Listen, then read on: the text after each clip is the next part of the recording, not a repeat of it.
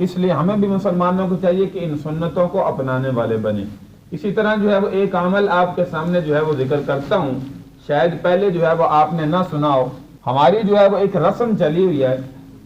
جب بھی زندگی میں عید آتی ہے، عید سے پہلے کوئی ہمارا عزیز و اقارب وفات پا جائے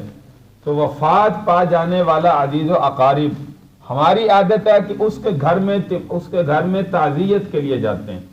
اور تعزیت کے لیے جانا آپ جانتے ہیں کہ سب سے پہلے ہمارا عورتوں کا خصوصی رواج ہوتا ہے، جا کر جو ہے وہ رونا شروع کر دیتے ہیں۔ یہ یاد رکھیے کہ نئی بدعت، نئی رسم جو ہے وہ چلی ہوئی ہے۔ تعزیت صرف شریعت کے اندر جو ہے وہ 3 دن ہوتی ہے،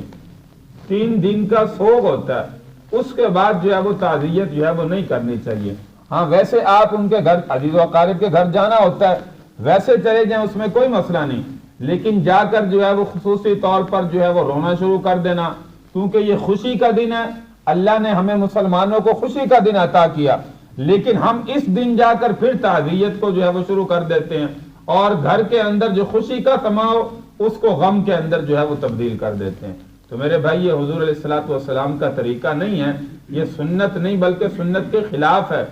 شریعت کا حصہ نہیں ہے، شریعت کے خلاف عمل ہے۔ لہذا ایسے عمل سے جو ہے وہ ہمیں خود بھی بچنا چاہیے،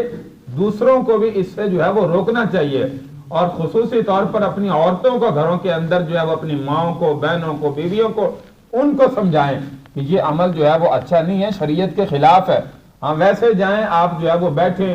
گفتگو کریں اور گھر کے حالات وغیرہ جو بھی ہیں، لیکن اس دن جا کر خصوصی طور پر جو ہے وہ رونا شروع کر دینا اور جو ہے وہ خوشی کو غم میں تبدیل کر دینا، یہ میرے بھائی جو ہے وہ سنت کے خلاف عمل ہے۔ تو اس عمل سے جتنا ہو سکے ہمیں بچنا چاہیے۔